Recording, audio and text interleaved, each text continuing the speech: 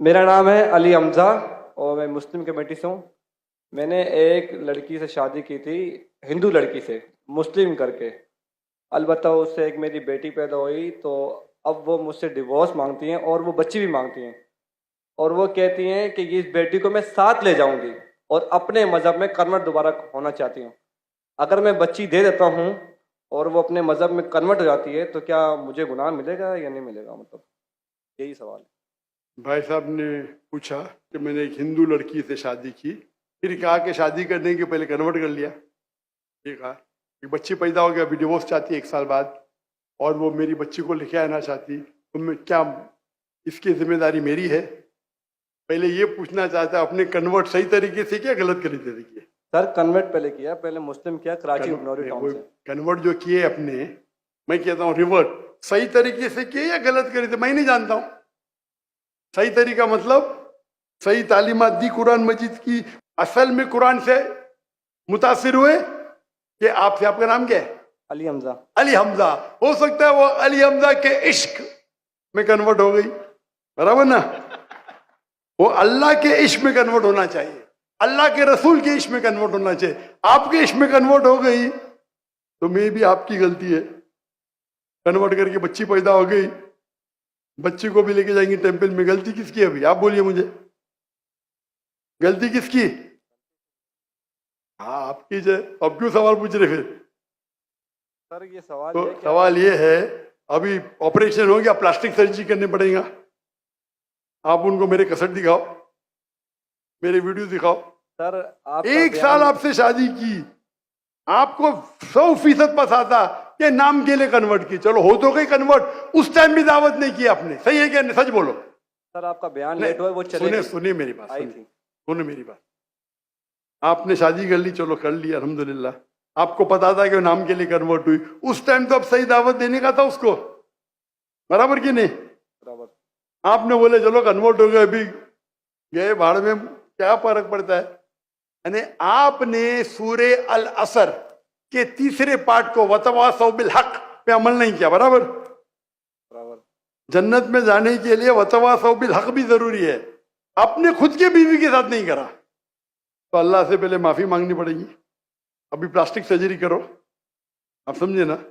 अगर आपकी बीवी डिवोर्स लेती है, मुझे पता नहीं पाकिस्तान में शरिया कोर्ट है क्या नहीं, लेकिन अगर शरिया के हिसाब से आपकी बीवी इस्लाम छोड़ नहीं सकती, अगर छोड़ती है तो आपके बेटी को नहीं लेके जा सकती।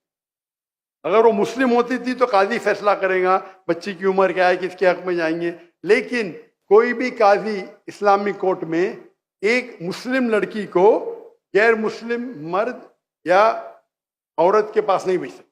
लेकिन सर कोर्ट तो उसके हक में फैसला कर रहा है ना।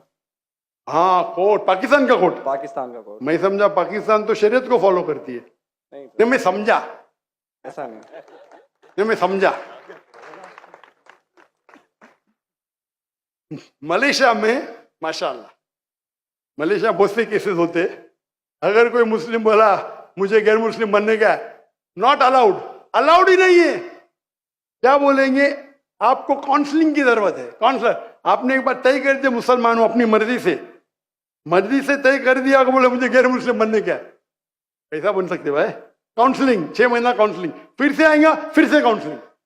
आप समझ रहे? जी सर। मलेशिया, इसीलिए मैंने मलेशिया चुना, समझे अपना? सर। आप कह रहे का इधर वो हिंदू मुस्लिम बन गए, मुस्लिम से फिर से हिंदू बन गए, और कोर्ट ने फैसला दिया कि तो Republic, Islamic Republic of Pakistan कैसा हुआ फिर? ये माफ करना, माफ करना, मैं मेहमान हूं गवर्नमेंट का। अगर मेहमान हूं तो हिदायत तो देना चाहिए ना, फिर तो अल्लाह ताला बोलेंगे मेहमान बना दिया लेकिन हिदायत नहीं दी। कुछ हिदायत होती है अकेला देना, जो मैं मिल चुका हूं माशाअल्लाह, अकेला दे चुका हूं, अकेले में बेस्ट है। पब्लिक में सवाल है, बोलना ही पड़ेगा।